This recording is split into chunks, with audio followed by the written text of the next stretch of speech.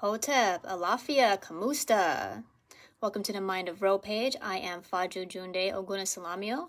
Today I'm going to make a video on healing from trauma.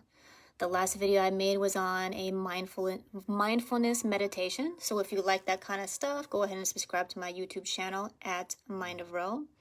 I also have a TikTok, an Instagram, and a Twitter at Mind of Ro, and a Snapchat at Little Roro253.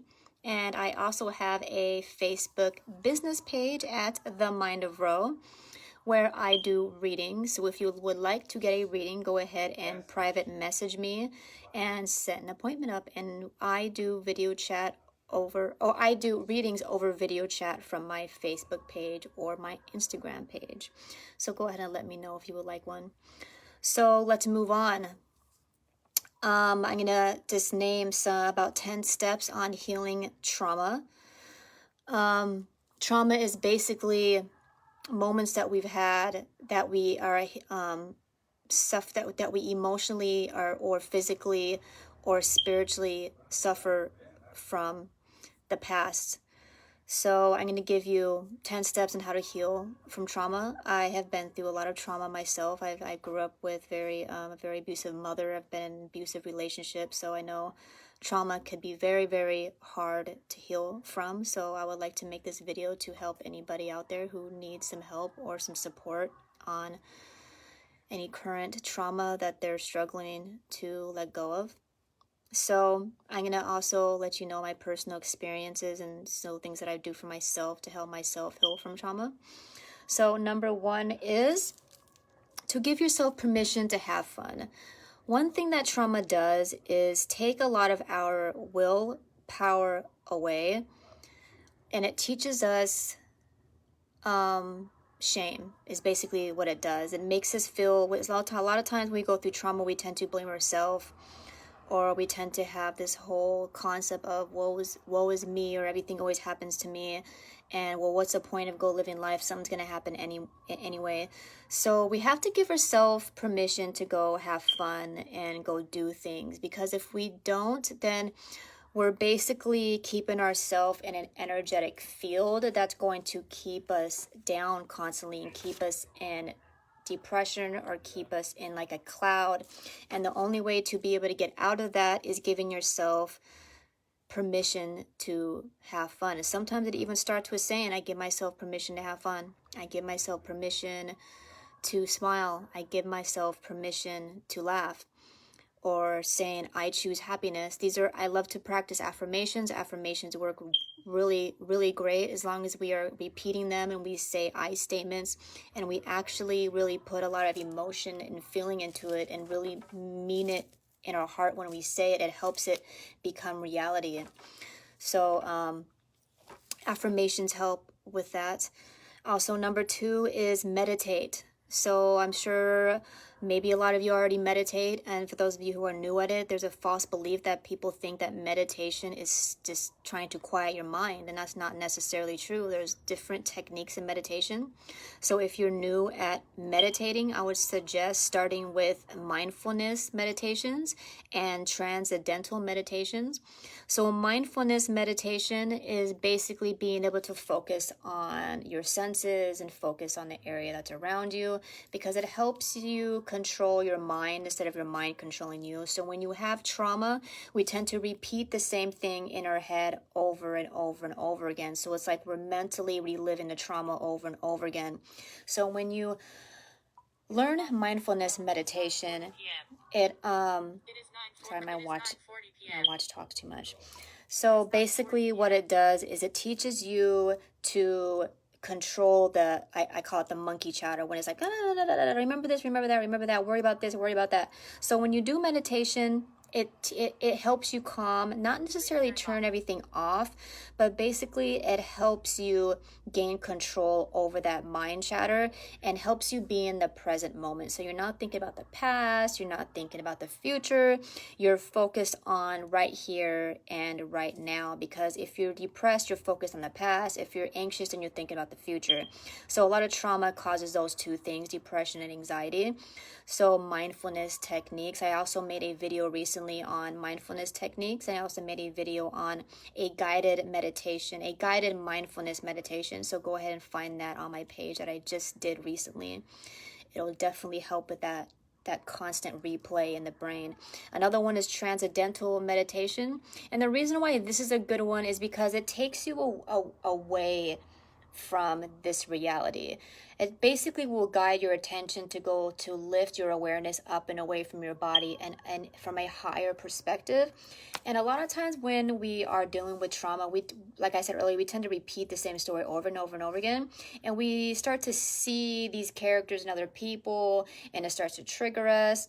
And we can't stop thinking about it because something might, make us remember. And then we feel like we just can't get out of the loop.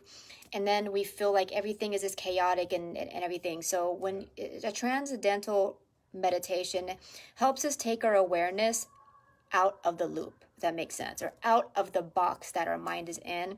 And it helps us see things from a higher perspective.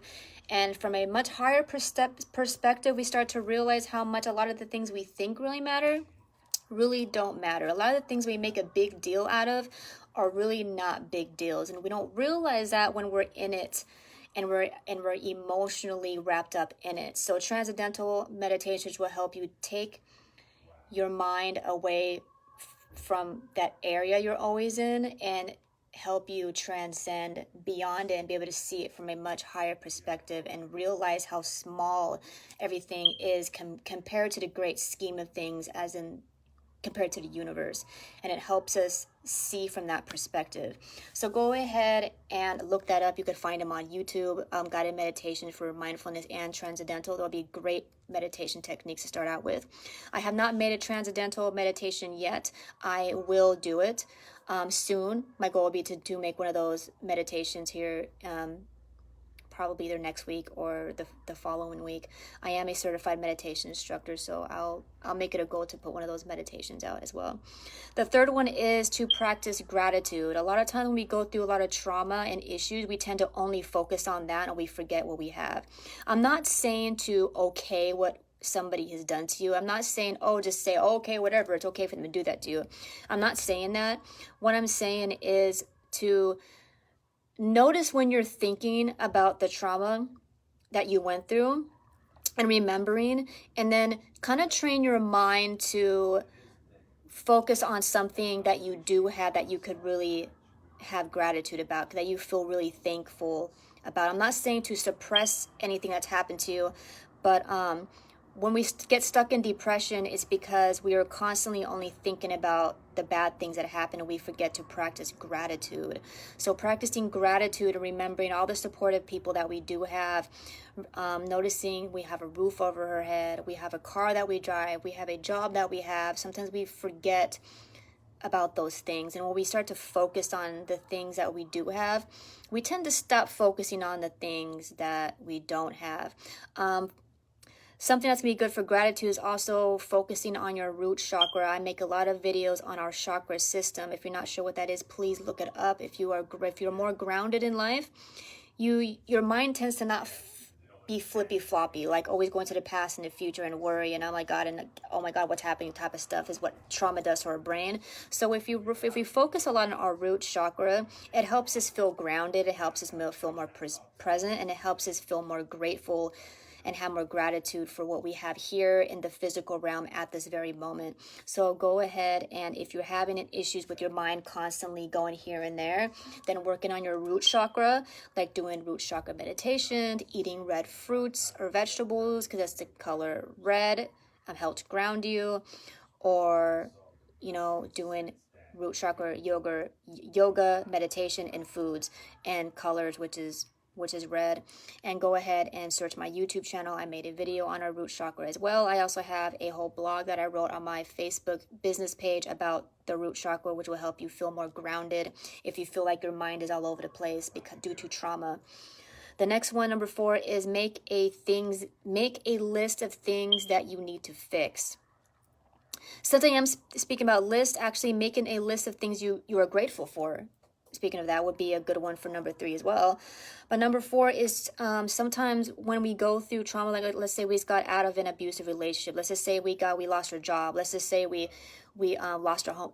Something like that happened. We get so stressed out and we don't know what to do. So sometimes all you have to do is really just sit down and write down everything that needs to be fixed, so you're not freaking out. Something that I noticed is, when we have so much things in our mind that we need to do, it feels so much like it's more than what it is. Every single time I take the time to write something down and say, okay, this is what I need to do, this is what I need to fix, I'll look at it and be like, holy crap, that's not nearly as much as I thought it was.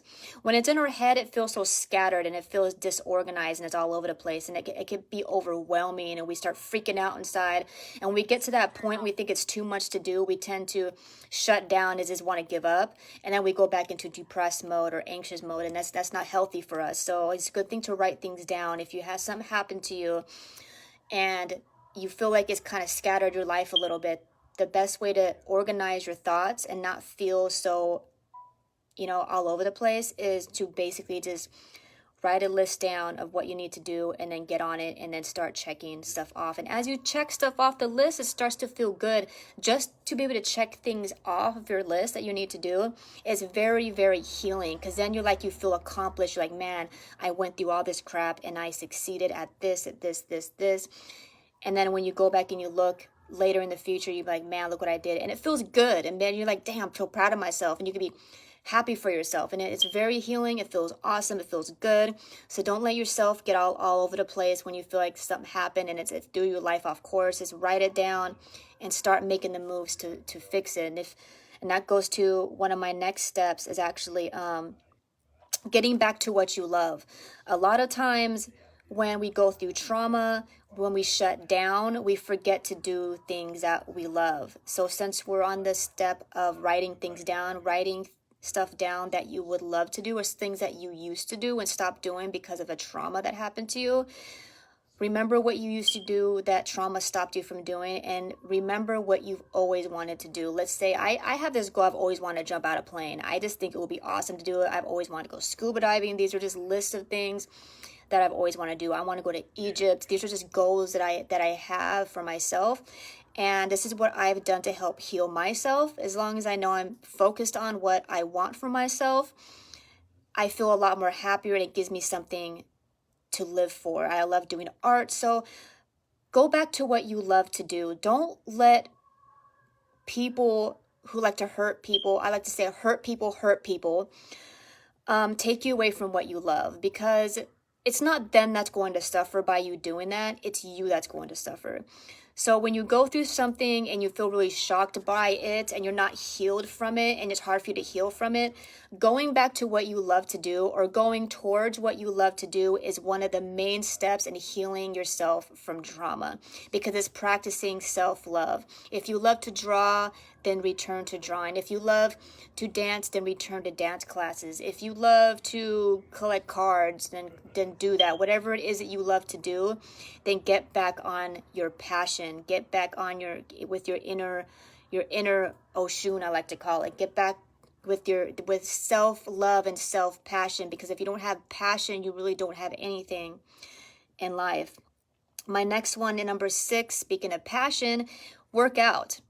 Sports, because the goal to a peaceful mind or a peaceful life is to have a busy body in a still mind, not a busy mind in a still body, because a busy mind in a still body causes stress, it causes depression, it causes anxiety, and then all that will end up turning into health problems, mental problems, psychological issues, physical sickness, long-term illnesses, because the brain is too busy and the body is too still. So getting out and moving around, going to the gym, going jogging, doing kickboxing, whatever it is that you like to do to get your body moving will help build up that energy within yourself, so you could build up the happy chemical, the smile chemical in your brain. It makes you more happy. This is actually a fact that the more you work out, the happier you are. Healthy people are happy people. So if you eat really healthy food and you go and you work out, that doesn't matter how much trauma you went through, it will help heal you, because it's helping your physical brain heal, and it's helping your physical body heal, and it's keeping your mind off the trauma. So go ahead and work out and jog and do your thing. It feels so much better, and it's releasing a lot of aggressive energy. So if you're feeling really aggressive and you're angry towards something, hitting the gym and hitting the weights and jogging and running will help release that energy in a much more healthy way, so you're not taking it out on your loved ones. The next one is a most obvious one. Number 7 is finding supportive people. Either finding professional help, talking to a psychologist, surrounding yourself with people that will actually support you, not people I like to call frenemies. I mean real friends, real supportive people. Real supportive people aren't going to tell you, oh, well, whatever, get over it. Real supportive people aren't going to bring that drama that you just came out of back to you and constantly trigger you because they have the same bad habits as whoever else did that caused the trauma in your life in the first place. These are called frenemies. Frenemies are people who are taking you backwards and away from your peace, and or causing you to want to stay in that realm of depression. This is the concept of misery loves company. So be mindful of that. Your support groups should not want you to stay in misery. Your support group shouldn't be saying, well, you should be mad about this and you should always stay sad about this. And they also shouldn't be saying, well, yeah, well, whatever, get over it. That's not a support group. A support group is going to allow you to open up and be open about it, be able to talk about it. They're going to listen to you. They're going to understand you. They're going to get it. That's a support group. That's what it feels like. You should feel good when you're done talking to the person. If you open up about your problems to somebody, you should feel good afterwards. You shouldn't feel worse or feel stagnant and feel exactly the same. And that's how that's a red flag if you're just a real supportive person, or if it's just a frenemy or another toxic person that you don't need to be around. So take note of that. Pay attention who you're going to for support. Try not to hang out with people who just like to be depressed, who like drama, because they're going to keep you in that realm. And it's good to get out of that stuff, because the whole point of healing from trauma is to get out of it and not to stay in it, or trying to rationalize and find reasons to stay in it. We want to get out of it. So the next one, speaking of getting out of it, number 8 is shadow work. I've made multiple videos on shadow work. I actually made a guided meditation on shadow work. So go ahead and look for that shadow self guided meditation I made on my video. Shadow work is basically being aware of your triggers. So when we go through trauma, we get a lot of triggers. We start to react when something or someone reminds us of something that we've been through. I get it. I have them still. I came out of an abusive relationship 2 years ago. I still trigger. I don't nearly trigger as much as I used to. I still trigger. The best way to heal yourself from triggers is doing shadow work. Shadow work is basically being aware of when you trigger, being aware of when your emotions suddenly heighten out of nowhere all of a sudden, and you start reacting instead of responding, and you start getting very emotionally angry, emotionally sad, or out of control. These are called triggers. So shadow work is the ability to be able to be one with our triggers. So please look out for that video. It'll help train your mind to start being more noticeable of when that shadow self starts to come out. If you do it, the more you do it, the more often you do it, the better, because it's basically exercising your brain to be more mindful of your triggers. Before you watch the video, I'll just give you just a highlight right now, really quick, what it is. Basically, what you're going to do is when you feel your emotions trigger, you're going to pause for a moment and ask yourself, is this reality I think happening? Is it really happening? Is this person doing this to me? Or is it reminding me of something that happened to me in the past?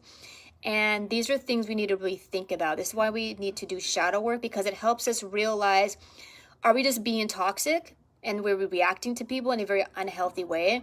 Or do I keep hanging out with people who trigger me because I habitually hang out with toxic people? And this is what shadow work is for. It helps us really reevaluate ourselves, how we respond to people, and who we are associating ourselves with. Because it's really hard to heal from trauma if we keep hanging out with people who's going to re-spark that trauma because they're doing the same thing the last person did.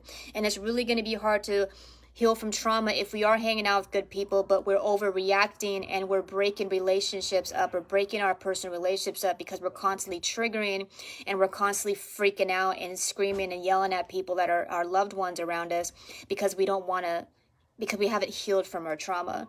So shadow work is really going to help that aspect of ourselves to be one with ourselves. This is a great way to heal. I know sometimes it can sound kind of scary, like, oh, I have to be one with my memories. But that's going to go to my next step, my next 2 steps. Number 9 is you got to take accountability to heal. This is the one issue. I am an Ianifa, and I do a lot of readings. Me and my fiance do a lot of readings on people. And the number one thing we notice is the reason why people stay in a sogbo and not an Ire. So Ire basically means an ascension, and a sogbo basically means the opposite. It basically means you're going backwards in life. So one thing that all Babalaos realize and all Ianifas realize when we do readings on people is people who don't want to take accountability to heal and to change. If you keep doing the same thing over and over again and you're not getting any changes out of it, then you're pretty much... That's pretty much called insanity. You know, we can't expect different outcomes or a different outcome or a different result from doing the same thing over and over and over again. You know, it's just not, it doesn't make any sense. But for some reason, we try to make that make sense in our head because we're just comfortable and being in the same energy all the time. So one of the main steps to healing from trauma is we need to take accountability for our healing. We have to give ourselves permission to heal. We have to tell ourselves, this is what I'm going to do to heal. I am going to heal, because nobody is going to heal you for you. We got to stop waiting for people. We can't be like, oh, well, I'm going to wait till my spouse acts like this, or I'm going to wait till my parents respect me, or I'm going to wait till my kids get better grades, then I'll heal. We can't do that. That doesn't make any sense. Nobody else is accountable for our actions, our mind, our spirits, except for ourselves. So a major step to healing from trauma is, which actually should probably be step number 1, would be taking accountability. We got to give ourselves permission and have the want and need within ourselves to heal in the first place. We live in a crazy world, and the reason why we live in a crazy world is because it's full of people who do not want to take accountability to heal their trauma. A lot of times when you see a lot of messy people out here always fighting in the street, and you see all these videos of people fighting in the street, and then really unhealthy relationships that's just cheating on each other, they're always arguing all the time, or people always picking fights with people online. This is what trauma looks like. This is trauma that is unhealed. This is people who want to take no accountability to heal their own trauma. So if you want your trauma to heal, we have to take accountability for it. We have to say, today I'm going to heal. We have to say, this is not the life I'm going to live. This is not my life. I'm going to live a good life. I will, and I am living a good life, and I am a healthy person, and I think like a healthy person, and I feel like a healthy person, and I behave like a healthy person. I practice good character, and I would do everything that I need to do to make sure my trauma is healed, so I could actively practice good character. This is what we need to do to be better people. If you want a better world, it starts with us. That being said, the next one is, if you want to take accountability to heal, we got to accept the fact that there's something that we need to heal. So the number 10 is actually accepting it.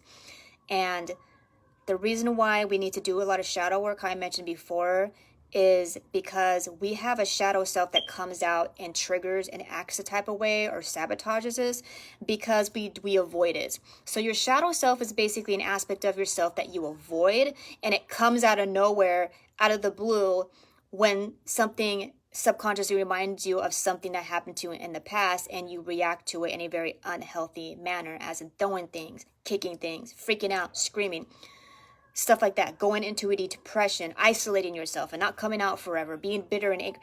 This is a shadow self. This is how we act when we are avoiding memories, avoiding the fact that we need to heal, avoiding the moves that we need to make and the steps that we need to take to be able to live the life that we want to live, to be the people that we want to be, or be the person that we want to be, have the things that we want to have the healthy relationships that we want to have.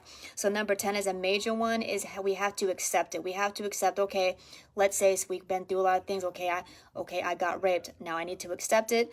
Now I need to stop avoiding it and be one with it and learn how to see it from a different perspective. Not saying to accept it as in just say it's okay for them to do it to you. I'm just saying we need to accept that it happened and not try to pretend that it didn't happen. Because if we try to pretend it didn't happen, then your shadow self is going to come out and it's going to act crazy and psycho and stuff like that. And that's when we get this whole saying that we have that's popular now, oh, I'm a crazy bitch and blah, blah. It's not okay to be a crazy bitch. It's not healthy. It's not good for us. It's not good for anybody involved to act like this. So that's in number 10, which is don't avoid it and accept it. And I know it's really, really hard to do, but this is why I made number 8 being a shadow work. If it's hard to accept it, then shadow work helps us. Shadow work, please go check out my video I made on shadow work, and I got a meditation on shadow work. It's very, very helpful. So it'll keep us from being scared to remember things, and it keeps us from avoiding things. And habitually doing that will habitually create a toxic person, which is what the world is full of right now. So all I gotta say is, if we don't like the way the world is, full of a bunch of traumatized people that haven't healed, then we need to take that accountability to not be that person ourselves. Because like I said earlier, it starts with us. It really does. And that trauma is hard. I know it can be hard to heal, but we have to start somewhere. I hope these steps helped you.